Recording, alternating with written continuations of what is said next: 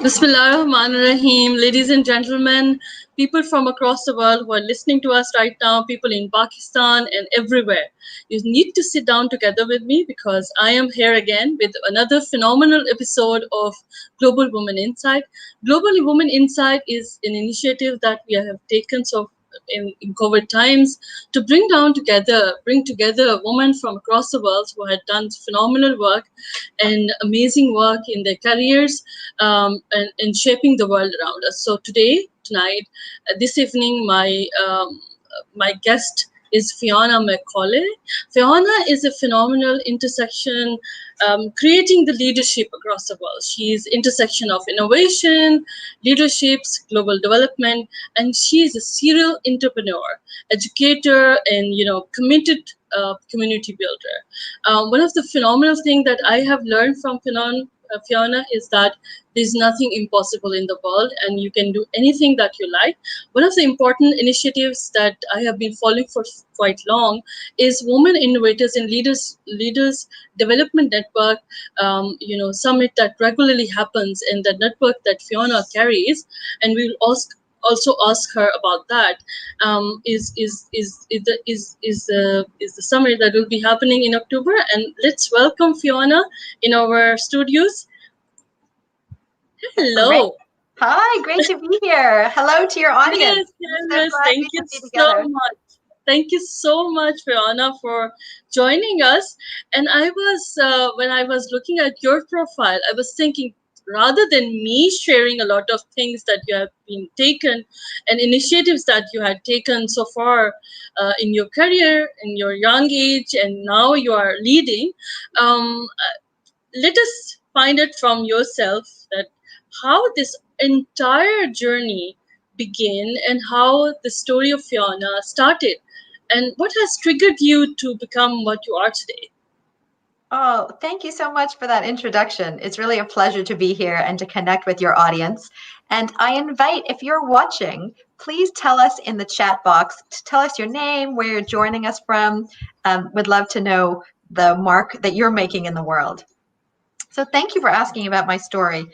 I think that the most important story I want to share with you happened about 20 years ago. I was in my mid-20s and I had started a social enterprise around helping low-income people get ahead economically. So getting access to a safe place to save money, helping young people learn skills that could lead to jobs, and helping micro-entrepreneurs successfully be able to be earning money, making profit, and accessing loans if they wanted to.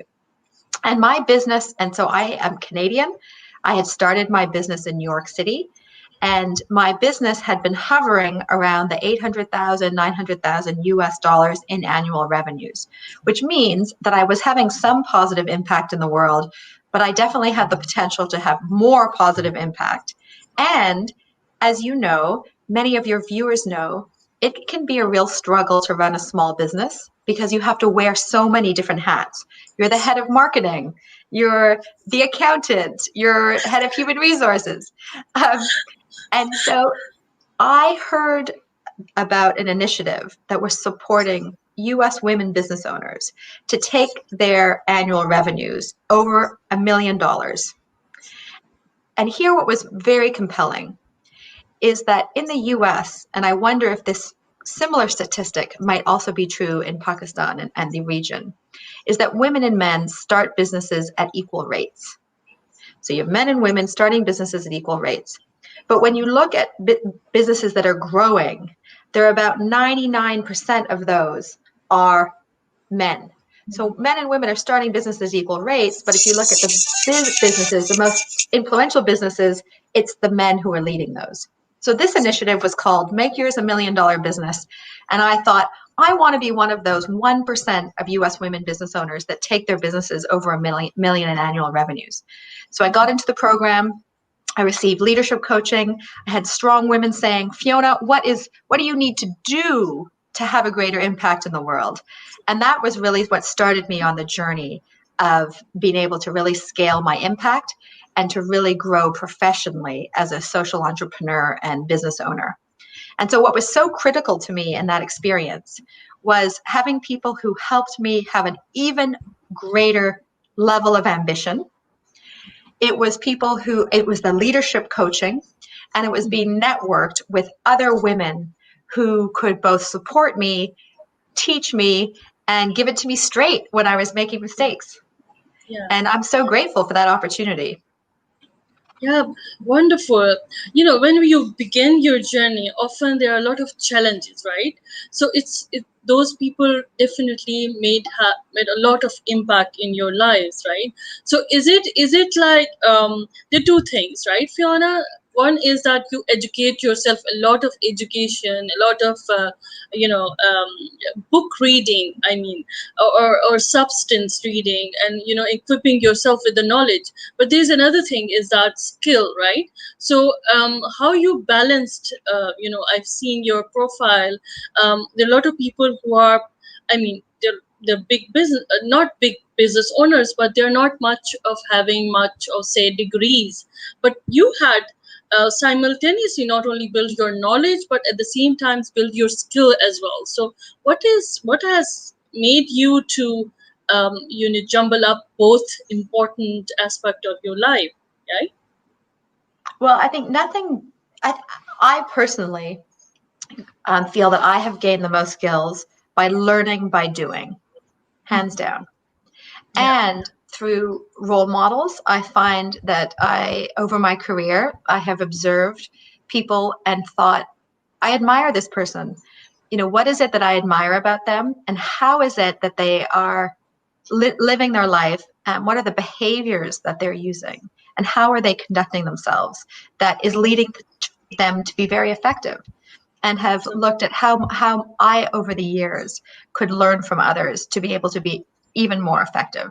And I think a lot of this comes down to behaviors. It's how we're choosing to show up in the workplace. I think it's how we're choosing to show up in our communities, and how we choose to show up it can be very affected by our intentions.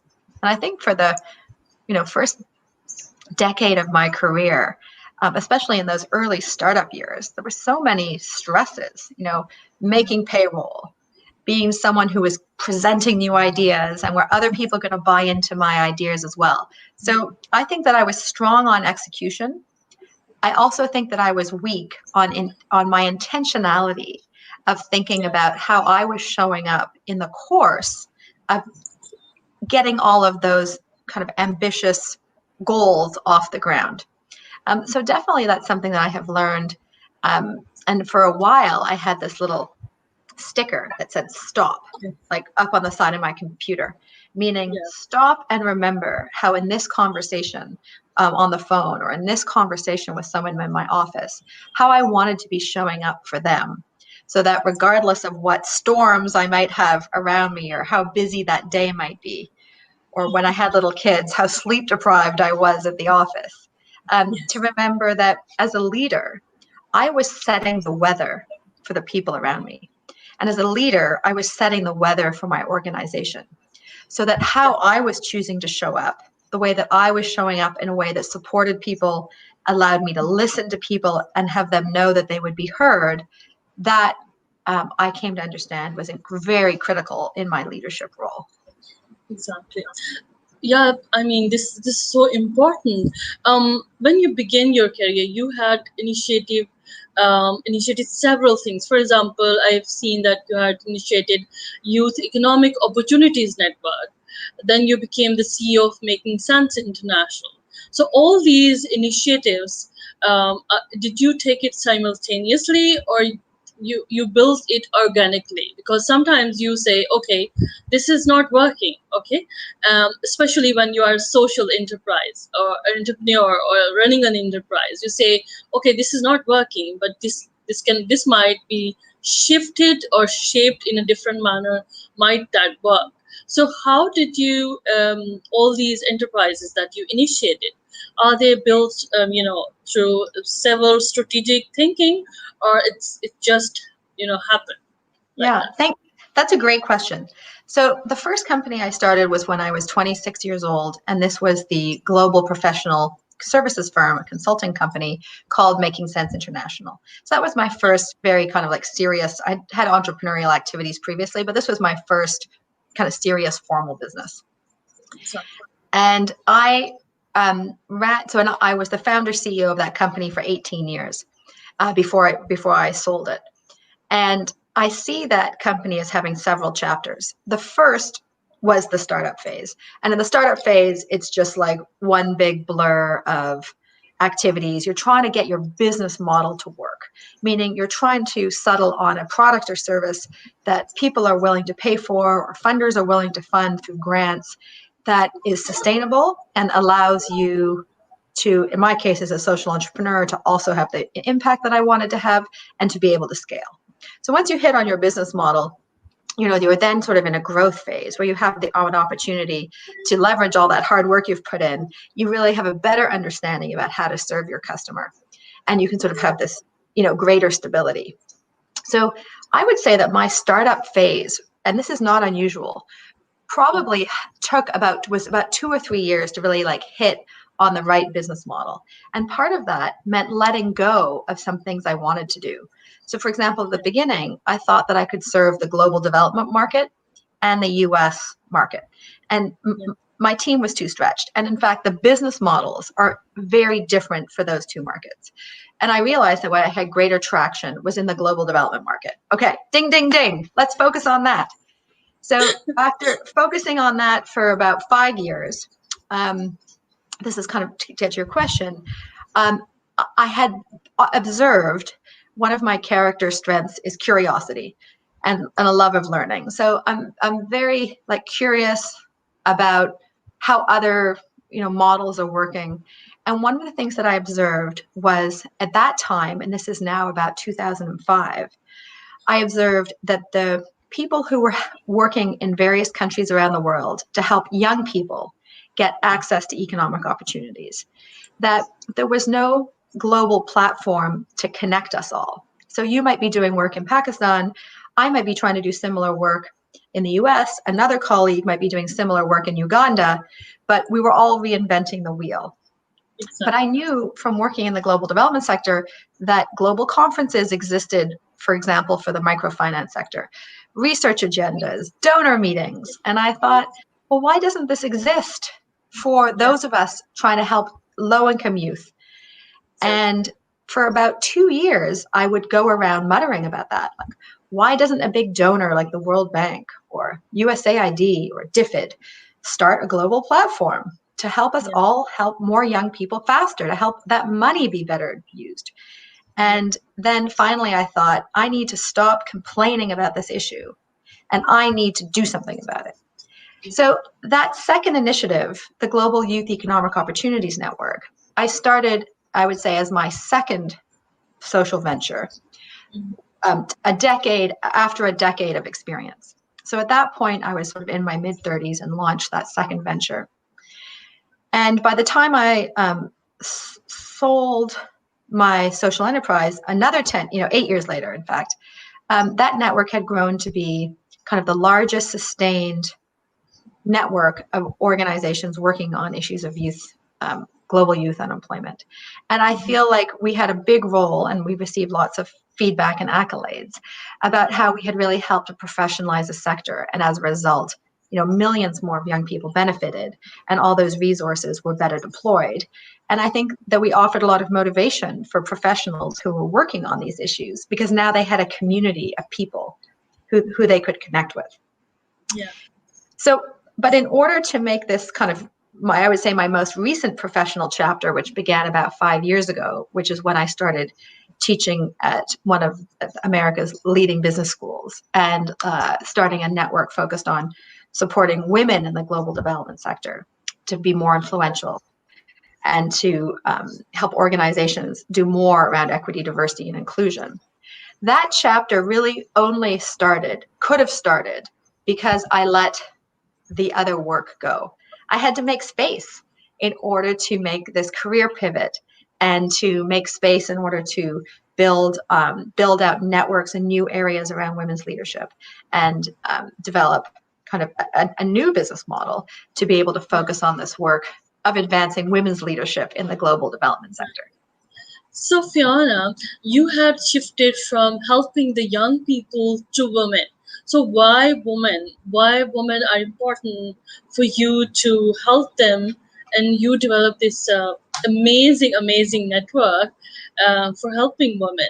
So, why women? Often people ask because we have also been celebrating this 20 years of Human 1325, our gender equality. There are a lot of noise across the world for making women to be there on the tables, right? So why women? Great question.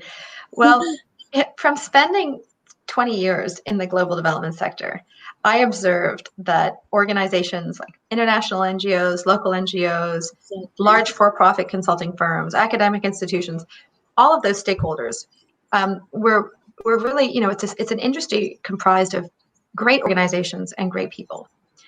And at the same time, it's very much a helping profession, which is about how can we help others to do better. And I had observed that there was an opportunity for us to actually look inward, to enter our own organizations and ask, how could we be doing better within our own organizations as professionals in the global development sector to support the women in our ranks to move into greater leadership positions? And how could we support organizations to be paying more attention internally around these issues of gender equity, which we may have been applying in our work in other countries, but there was room for strengthening organizations. So as we say, there was an opportunity for great organizations to be even greater and for strong leaders to be even stronger. And I wanted to focus on this work. One of the catalysts for me is that during my career, because I started, in my mid-20s, so I was quite young when I moved into a leadership position.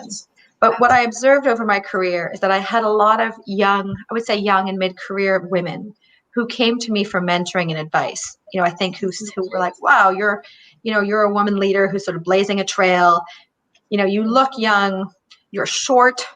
I didn't have the trappings of what maybe a classic leader looks like.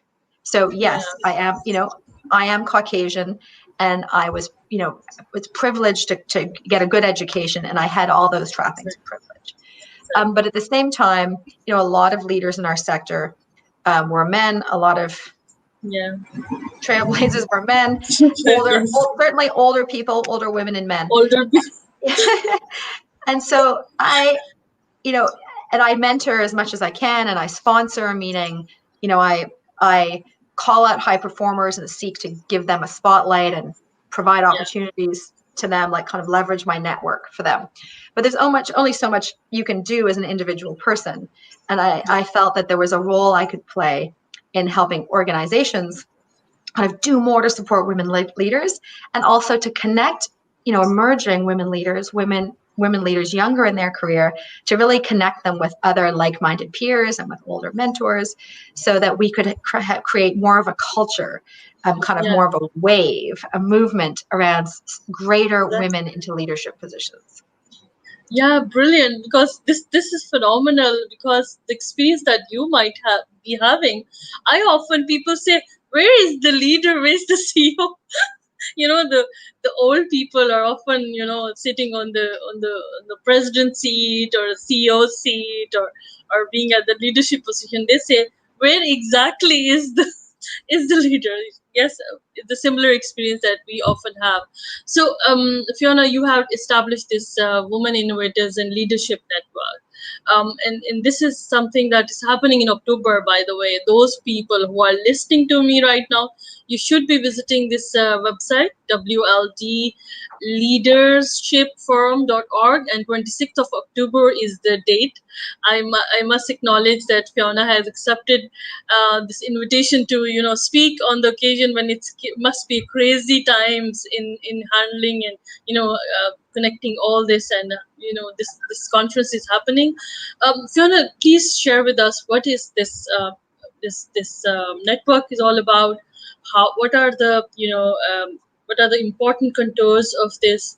How this network is making a lot of impact connecting people from across the world. I've seen a lot of conversations are happening that there are a lot of women leaders are participating.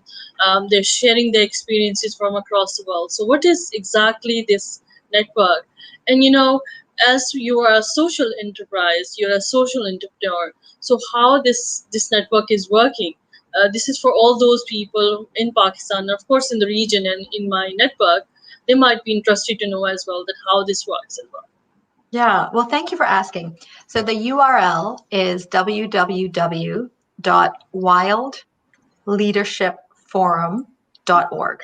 And we warmly invite your audience to check out our 3-day virtual forum, which is taking place October 26th, 27, and 28, next month.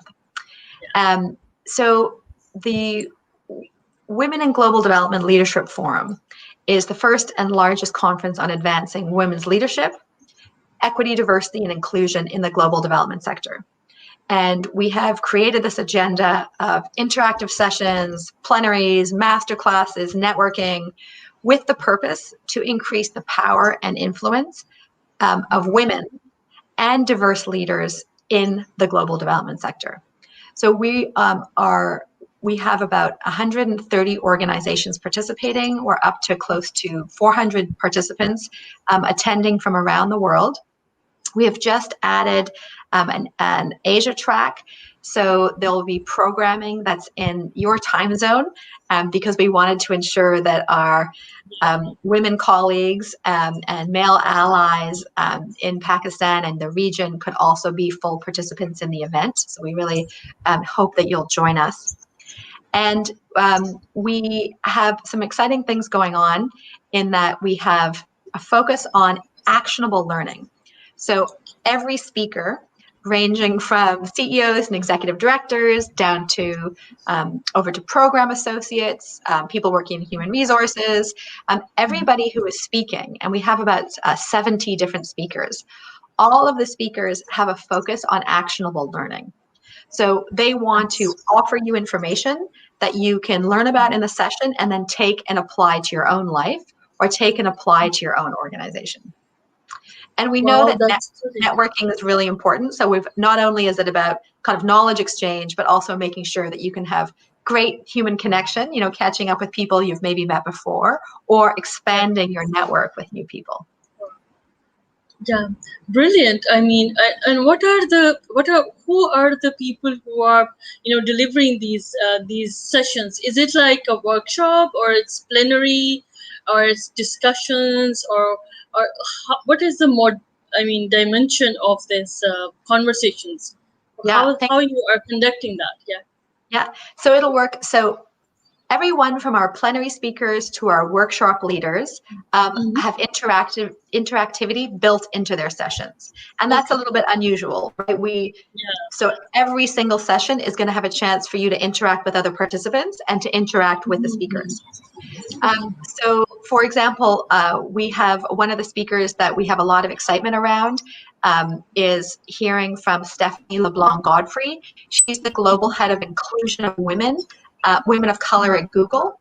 So she's going to be talking about psychological safety, like how you create psychological safety as a leader, how you can express yourself if you feel like you can't show up as your full self at work. So she's one of our opening speakers. We also have Pat Mitchell. So Pat Mitchell is the founder and host of TED Women. She was also the first female president of PBS and of CNN Productions. So she has been an amazing female trailblazer in all kinds of areas. And she's currently very active as a trustee at the Skoll Foundation and the Acumen Fund. Her keynote is on the topic of becoming a dangerous woman. So this is really her talking about, and maybe people have said that about you and I and many of your viewers, right? How to becoming a dangerous woman, like women who are stepping out and making change. And she was just a dynamic speaker. And then we know it's also important to hear from the donors in the global development sector. So we have people from USAID speaking about the work that they're taking internally to be more inclusive, both within their organization and in their programming. We have CEOs and executive directors of leading development organizations like Plan International, of Tetra Tech, of Chemonics, ACD Avoca, Apt Associates. We have people from the media. We have a journalist from the Wall Street Journal who's done a lot of writing about male allies and how men can be allies to women and how women can be allies to women. So we're pretty excited about the lineup. And I find that all these people that have stepped forward to say, I want to share my knowledge, or I want to share my research, or I want to share my tool, they're all coming with the perspective of that they are both speakers at this event, but they're also there to participate and to really learn from others. So I'm excited about the networking opportunities we're Oh bringing yes, to I people. am too excited to hear. I mean, this is such a phenomenal experience for anybody who might be joining your, this forum. Oh, and this is online, right? This is Yeah, online, all it's all virtual. exactly. And earlier you had planned all of them as physically, right? So this one is virtual, or is it the Exactly. combination of both? Is it the Yeah, combination of no, both? Yeah. 100% virtual this year. And Okay. a silver lining of that is that we have participation from, it's easy now for people around the world to participate. Exactly. So that we know that makes it easier for people to participate. We know that Yeah. the value of live events is really chatting with people in the hallways and over meals. And that's why Exactly. we've placed this big emphasis on interactivity so that even though it's going to be virtual, people will really feel like they're connecting with others.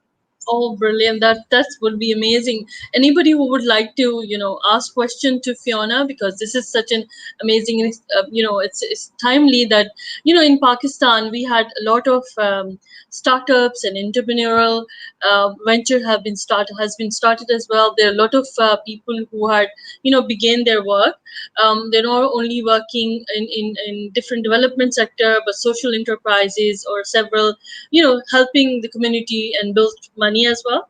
So Fiona, I have seen that you also remain connected to, and you've been teaching in one of the leading school of business. So what are the subjects that you're teaching there, or is it like skills or kind of workshop learning, or skill learning teaching? It's not academic, or is it particularly related to the skills that you're sharing with your students or participants of the courses that you teach in the School of Business? So I'm focusing on both of them as different, because sometimes you are a bookworm but you don't know the skills, right? So you know the skills but you cannot translate that into theoretical understanding. So you are kind of a bridge between both. So your the School of Business that you're teaching currently right now in Georgetown University. So what are the skills that you're teaching and sharing with the students? Well, thanks for asking. So I think I'm doing a little bit of everything you just mentioned with my fabulous co-professor, Karam Zaman. He and I are teaching a business startup class. So this Oh wow. class is called Launching the Venture. And it's we take students through the journey of when you have a business idea, Mm-hmm. and then how do you explore the viability? Like, how do you find what customers actually want? Because as you know, the reason the majority of businesses never get off the ground or go out of business is because they never fully understood what the customer wants. Because what Yeah. I want as the founder, is not necessarily what the customer wants. So we're really Exactly. building the skills and the mindset amongst our students to be very customer focused. And there are frameworks and methodologies that are really considered the best practice for how to explore the viability of a business idea. And if 10 years ago, people were writing 50-page business plans, that is now like thrown out the window. Yes. Today, it's all about sort of customer discovery, like lean startup, and using these frameworks that anybody can learn. So anyone in your audience can learn these frameworks. That's Yeah. really about understanding what the customer is looking for, understanding their pains, how they're being served now and how they're not being served, so that you can develop a product or service and ultimately a business model that really, answers to what the customer is looking for. But the second, so those are some frameworks and skills that we teach. But the second thing is that we're also developing their leadership skills. We're developing the skills that tie into what you and I have been talking about a little bit, which is how to lead yourself first. So how to show up as a member of a team, as a strong leader, and being a strong leader, at the heart of that is really serving others. Yes. And certainly, from my own experience, I feel like my early businesses could have been more successful. I could have had more impact faster if I had received more leadership training earlier on in my career.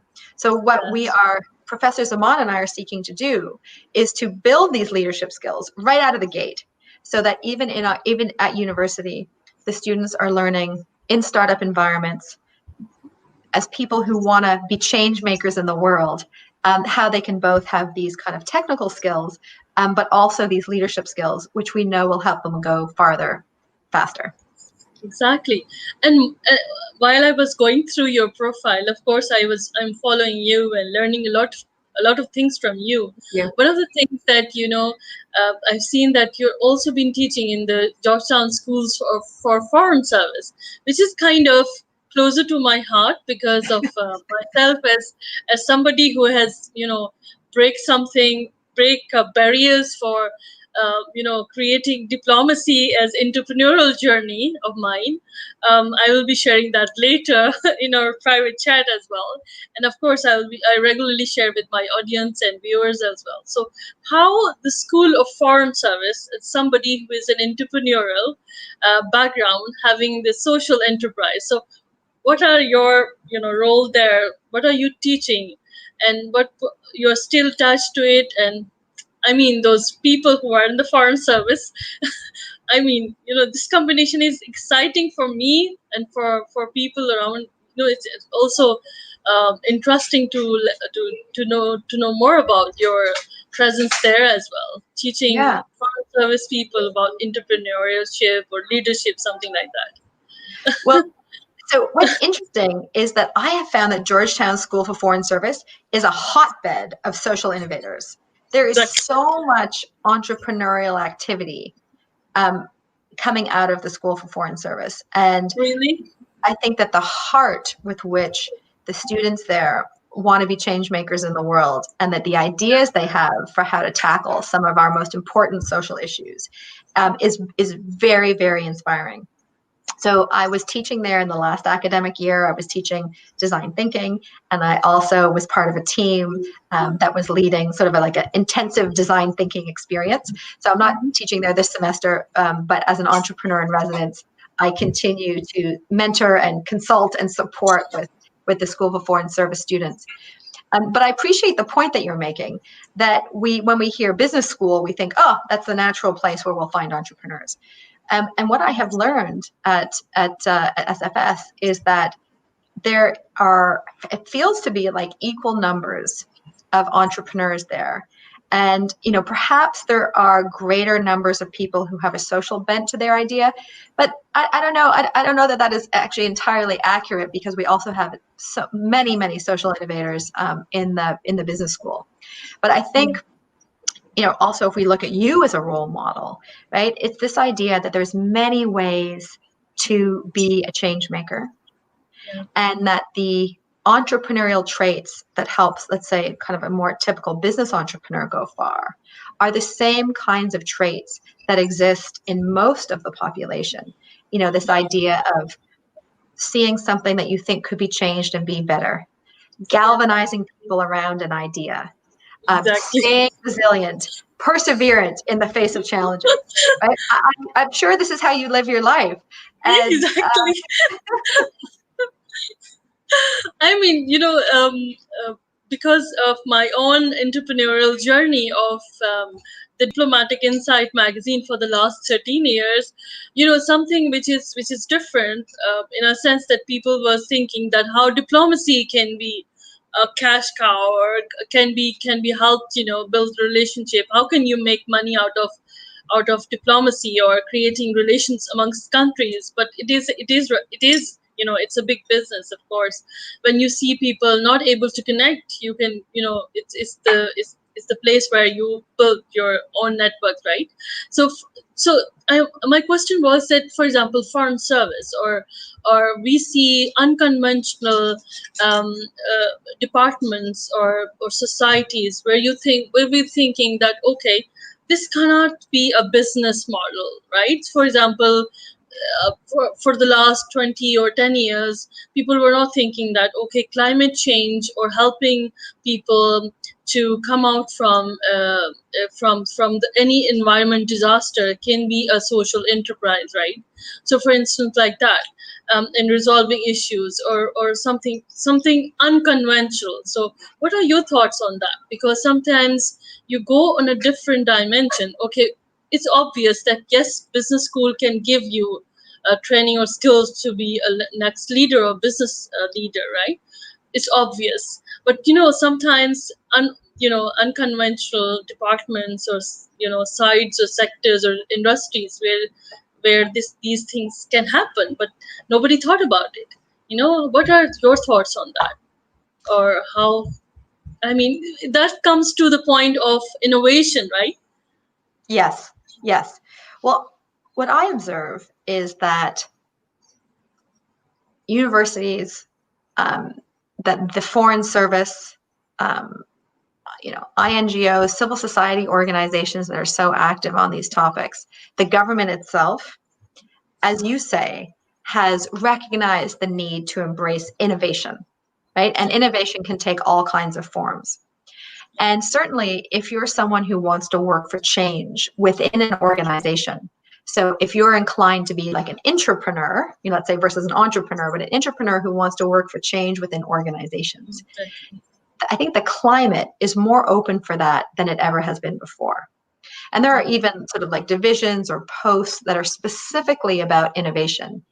And I think that the younger career professionals who are entering the field of foreign relations, who are entering into diplomacy, I think that they are being well prepared, for example, by many universities at the university level, who are recognizing the importance of students understanding economics, about understanding best principles in innovation. I mean, my role at the School for Foreign Service in the last academic year was really giving students like hands-on experiences with innovation, as well as having them understand frameworks for innovation that they could take forward later in their careers. And what I always think is so important, so let's say if you're a younger professional out there who wants to be in the field of foreign service and who's also interested in innovation, I think now is your time to build your skill sets and your networks in both areas, because there is so much need to tie in with private sector initiatives. There is so much need to harness the power of social entrepreneurs.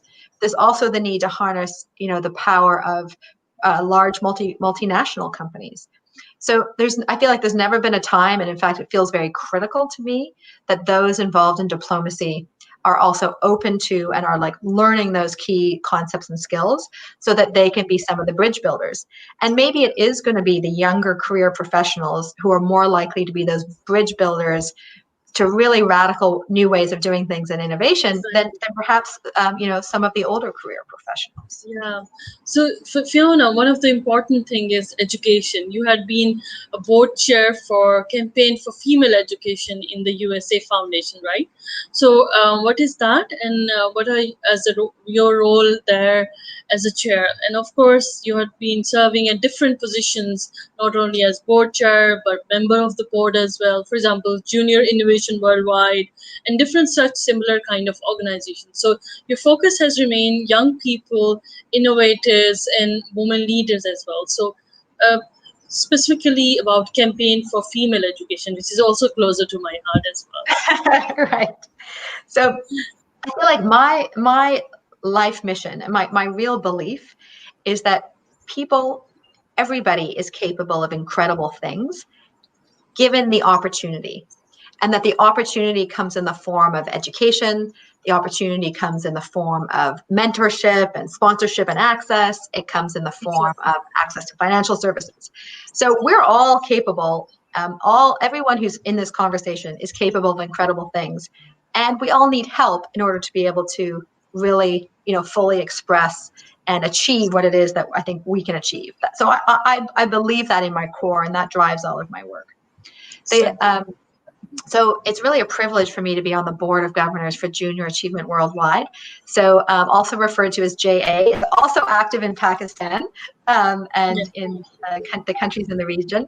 And JA is doing incredible work of bringing entrepreneurship and workforce and financial literacy, skill building into classrooms, right from young kids through to the university level. And they do that by working with volunteers so that people in the local community and the local business community can come into classrooms, and using this very hands-on experiential curriculum that Junior Achievement provides, they are building these skills, teaching these classes in classrooms, and then they have a number of country, regional, global competitions. So if you have any young people watching, I strongly encourage them to check out Junior Achievement.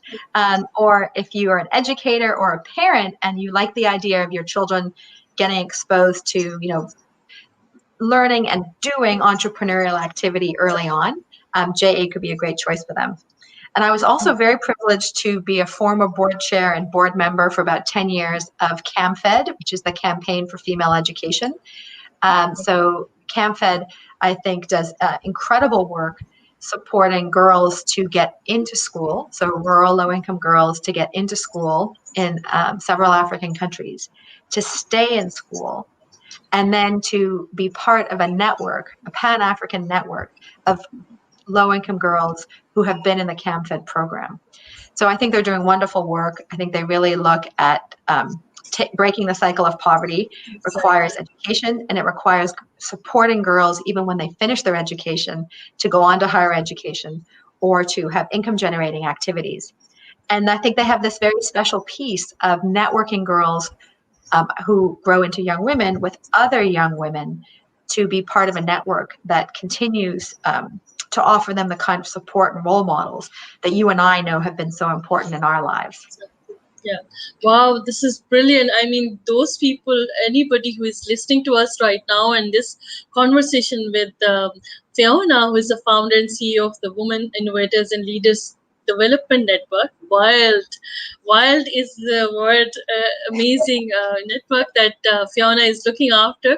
And because of her phenomenal experience, phenomenal, support to not only female leaders but young people, Marshall Goldsmith has given you, leadership thinker, in the Forbes as well. You have been also given your presence there in the Forbes magazine as well, as you've been, enlisted there by his program. So, Fiona, my question from you is that these kind of landmarks, these kind of, bucket list that you are mostly entrepreneurs who are working and having the drive to move ahead, these kind of, achievements or milestones, what are the significance in your life? For instance, if you are becoming the Forbes, in the list of the Forbes, in the list of the global thinkers. So what is the significance of having these milestones in your life? Well, just to clarify, I think Marshall Goldsmith was named as the #1 leadership thinker in Forbes.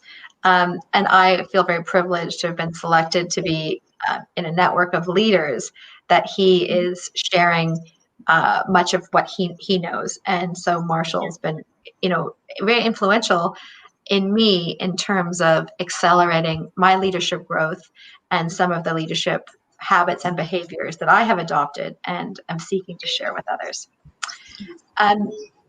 And so, sorry, Farhat, could you just your question one more time? My question was, Fiona, that these kind of landmarks and what is the significance of these kind of landmarks in your life? For example, like we social entrepreneurs, we always say, okay, when we'll achieve this, this will be the Yeah. landmark, right? So when will Yes. it be becoming into the Forbes list of 30, or Right. given the bigger, any milestone? So Yeah. what is your, what are those in your life, and how you have defined them in your life, for Yeah. instance? Farhat, I love the question and what you're saying, because I think it boils down to this idea about intrinsic and extrinsic motivation. So what is it Yeah. within us that motivates ourselves? And then Yes. what is it that we're receiving from external forces and people that motivates us? And I think as social innovators, something that is very important is that we are clear on what our intrinsic motivations are. And I Mhm. say that as someone who, kind of like yourself, has spent a lot of time out on that branch, like innovation branch, where it can often be very lonely because you're trying to do things in a new way. You're doing a lot of selling of ideas to others. Yeah. And there's always 9 no's before you get a yes. So how do you keep yourself going during the Yes. 9 no's? Like that has to come from within. Otherwise you're going to be a very like frustrated, anxious person who might be achieving good in the world, but actually you're not feeling good. So I think understanding our purpose and understanding how we choose to live our lives and express ourselves through the entrepreneurial work we do, I think is extremely important. Now, at Mhm. the same time, I wish I could say that extrinsic motivation is not important to me at all, but that is not the case. Like I need those like shots in the arm, right? Like, you know what? An Yes. award feels really, really good. People Yes. saying, Fiona, you're doing a great job. People saying, Fiona, Exactly. I want to support what you're doing. Um, Yes. like you inviting me to speak today is a great honor, and that feels great to me. So the extrinsic rewards, in my view, or in my experience, have also been important. Yeah. And I feel like I have learned the lesson over my life to understand the difference and Yes. to make sure that in chasing the external validation, I'm not actually being distracted from some of the most like sort of important action Exactly. items that I need to be focused on. And Mhm. while to enjoy the benefits of them, not, ultimately to place greater importance on what comes from within me and the good relations that I have and, with my family and my close friends, because ultimately that is more sustaining than, likes on Facebook or comments on LinkedIn or kind of, or speaking Yeah. invitations. It's Yeah. a balance. We just need to get the Yeah. balance right. Exactly, exactly. Fiona, one of the important thing in our lives is failure, right? So how you define failure for yourself over the course of 20 years of experience of working, um, especially in the social entrepreneurial journey of yours. What are those failure moments that you think that you had shaped you and thought made you who you are today? A furious, dangerous woman, right? So how you have came out of those failures, and what has helped you to come up those failures? I'm sure that there must be a lot of them. 20 years saying is easy, but it's difficult. But I know there might be a lot of failures, but how you came out of them and make yourself drive through all those challenges? Yeah. Well, firstly, to be clear, I think failure really sucks. All those memes like, oh, what doesn't kill you make you stronger. I'm like, what doesn't kill me was really, really hard. So I just want to be clear, like, I'm not someone who's like in the glorification of failure camp. Like, I think failure is really tough. Yeah. And, people Yes. fail by losing money. That's really tough.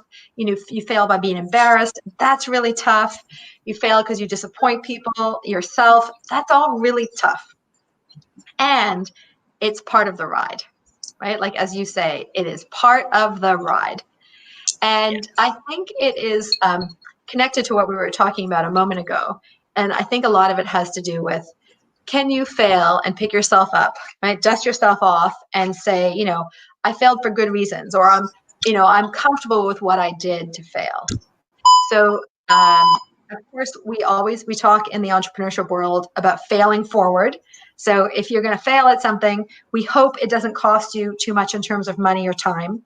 So going back into what I was talking about before about how we kind of teach entrepreneurship these days, the goal is that is to really do a series. Let's say if you're sort of talking about getting a new idea off the ground, either as a social entrepreneur or a different kind of entrepreneur, is that you want to take these kinds of small experiments that don't take much time and don't cost much money, in order to see if your business idea, if your business model has viability.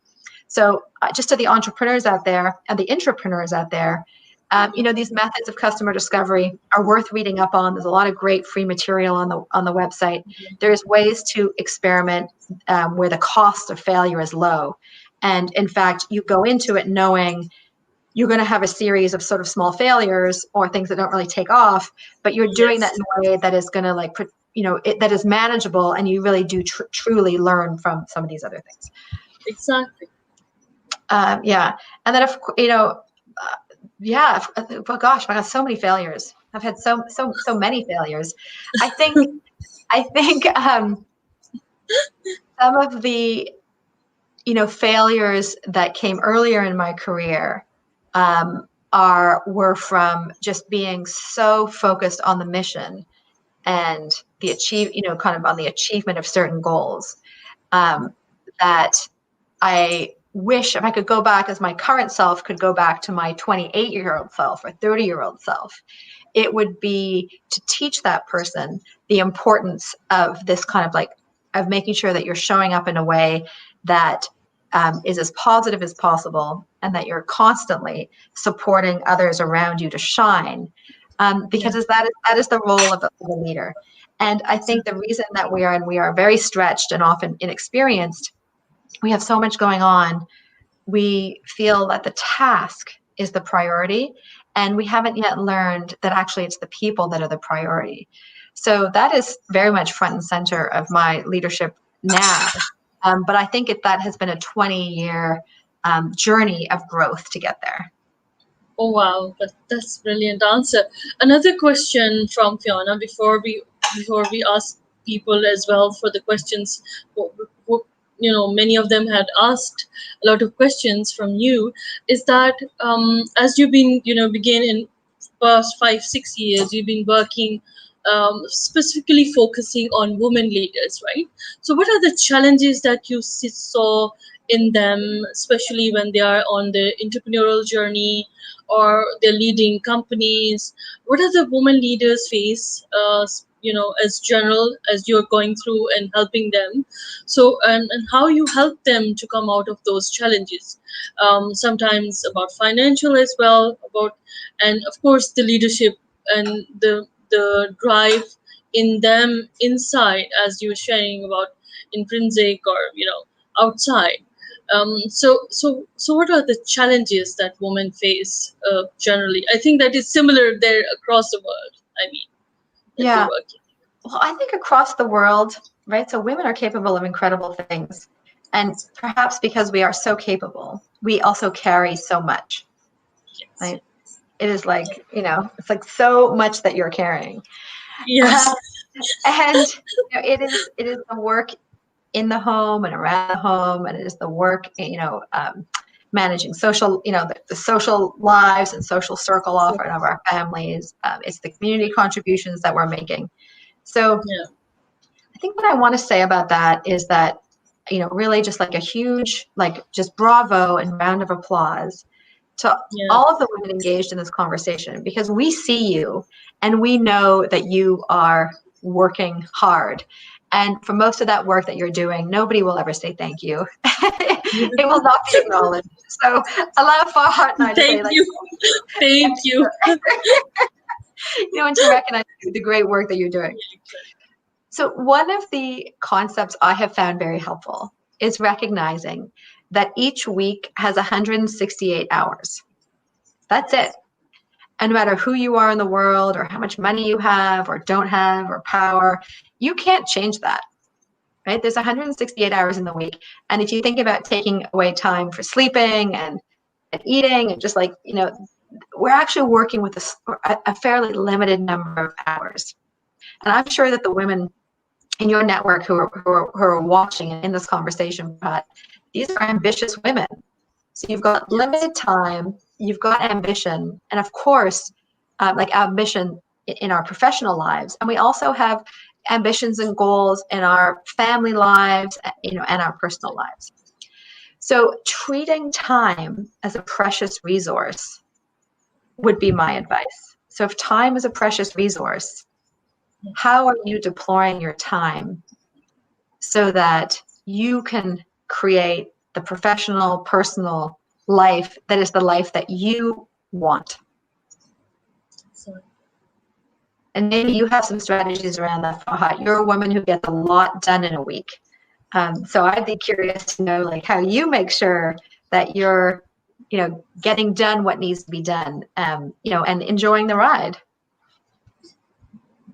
Exactly. Yes, I think that we need to focus. I mean, this is such an important message that you had shared. And of course, challenges do come in your life, and you need to strategize yourselves that how you want to spend time uh, to the family, to your work, or balance your own ambitions. Yes, you're right, so right that women around me are ambitious, and they want to do something brilliantly, brilliant. But sometimes we also get distracted because of several reasons around us.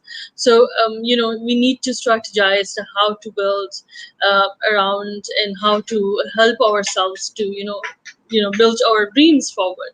So Fiona, over the time period, we have also seen that women get disappointed by and easily get disappointed because of the challenges. And this year, 2020, has caused us a lot of disappointments and challenges, especially in times of COVID-19. And how Fiona and the women around and women leaders that you had in contact with, or your network that you're working with, helped women in the COVID-19 period, which was something um, totally different, the challenges that we had before, and this was a new challenge. So what was your advice to the women around, and how your own network shaped and helped those women come out of the challenge, especially when you're building and helping them in the social enterprise or pure business models, especially in these times, tough times. Yeah. Well, I have just observed so many women and men who have been incredible heroes in their families, ensuring stability amongst many generations in their families and having to make incredible adaptations in how they work and the work that they're doing. So I just to recognize that the world has been in, it's such a challenging place, for what's going on for what feels like a very long time at this point. And I think people have really stepped up, and it's been sort of unique that the whole globe has shared the same experience at the same time. So I think I feel like the most important thing is that, women are ensuring that they are doing what they need to do to take care of themselves so that they can take care of others. It's the classic example, right? Like put the oxygen mask on yourself first to And ensure that you're able exactly. to take Exactly. care of the others that depend on you. And I think the second thing is to ask for help when you need it. So I think that amongst the women leaders in the global development sector who I'm in regular contact with, they this is a strong group of women, incredibly capable, dedicated group of women. And I think that where at times when they've needed to ask for help and they have asked for help, that has been, just really great for them. And I think we're all in this situation right now. Sometimes we are the givers of help and sometimes we are the askers of help. And I think staying open to both asking and giving is really how we're going to all get through this COVID period. Yeah. Thank you so much, Fiona. And before Thank we you. sign off, I mean, before we say goodbye to many friends who are here around us, um, my question or my request to you is to share a message to all those social entrepreneurs like myself always get distracted, but let's have a word of wisdom from an experienced person as yourself, who's heading such a large network of women leaders and of course young leaders, and helping people to reach their dreams and goals. So what is your message to all those who are listening us to us right now? Yeah. Well, you are capable of incredible things. You are already doing incredible things, and you are capable of even more. So decide on what those things are, and then treat those 168 hours that you have every week as precious time so that you can focus on the things that are most important to you and that will enable you to make your mark in the world. It's okay to say no to some things. Yes. Thank you. Thank you so much, Fiona. I mean, this was such a wonderful conversation that we are having, and many of the people from across the world and across Pakistan are sending their love to you on our chat box, on our messages. And I mean, most of the questions that I had shared with you are came from the registrations that we had. I mean, this is something that I always look forward to, learning from you and experience social entrepreneur. Of course, building leaders, and as you rightly said, that when you invest on yourself to be a good leader, or leader who work in the crises, on helping your own enterprise, then you're able to navigate through all those challenges that come what may, even if you are a man or a woman, it's regardless of that, almost this also happened with all of us. um, Thank you so much. There are a lot of love, as I shared with you. Thank you so much everybody for joining us. This was our another amazing episode. A woman of strength joined us from all the way from US, Fiona Macaulay, who is the CEO of the Women in Leaders Network, Development Network, and the event is happening on 21st October, Fiona? Yeah, 21st October, right? October 21st 26th, or 24th? October 26th, Oh, 27 and 26th of 28. October. Yes. The Women in So Global this is Development it. You Leadership have to Month. sign up. Exactly. So you have to sign up for the updates of for October 26, 2020. It's happening in Washington, and it's Or also virtual this year. online. You can learn. It's virtual. It's this year. This is yeah. This is virtual. This is happening right. The preparation are happening. Registration is open. You all need to go and see that, and of course learn from those who are leading the world, right? And especially on the development, those people who are working on the development side, a lot of skills and resources are there for you to receive, and of course use in your own leadership places, your own organizations, help people learn. Thank you so much, Fiona, for joining us. Thank you so much for giving us such an important time. And of course, learning from you is an asset for all of us. I hope that those people who would go back and watch this podcast, they will learn more. And I hope that we'll continue inviting great women in our conversation. There are a lot more is coming, and I'll be announcing something very special tonight as well. Thank you so much everybody for joining us, and thank you so Thank much for you. your question. I had shared with you, Fiona. You have to stay for a while before we say sign off to everybody. Thank you so much, everybody. Thank you so much, and we'll see you soon, inshallah. And if you have more questions, you can write to Fiona. She's also on LinkedIn. She's also on Facebook as well, or in Twitter as well. So you can write to her, share questions, your stories, whatever you like. So thank you so much, Fiona. Thank you so much, Thank everybody. you. Good night, and see you soon. See you Thank you soon. so much. Inshallah. Thank you. Bye-bye.